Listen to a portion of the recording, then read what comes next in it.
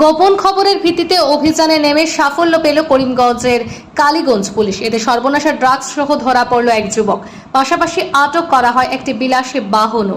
মঙ্গলবার রাতে Kaliganj watch post পুলিশের একটি দল জেলা অতিরিক্ত পুলিশ সুপারের নেতৃত্বে আগাম খবরের ভিত্তিতে স্থানীয় দেওয়াকুড়ি গ্রামে ওঁত পেতে বসে ড্রাগস সহ একজনকে আটক করে। ধৃতের নাম বুরহান উদ্দিন, পিতার নাম আব্দুল মতিন, বাড়ি সূর্যদাস গ্রামের বাগবাড়িতে। উক্ত সময় ড্রাগস কারবারি যুবকটি আইরিশ প্যাসেঞ্জার গাড়ি নিয়ে এগিয়ে এলে পুলিশ গাড়িটি আটক করে তল্লাশি করে 25 প্যাকেটে 300 গ্রাম হেরোইন জাতীয় ড্রাগস জব্দ করে। এতে আটক করা হয় বুরহানকে। ধৃতের বিরুদ্ধে এনডিপিএস ধারায় মামলা হাতে নিয়ে জোর তল্লাশি শুরু করেছে পুলিশ।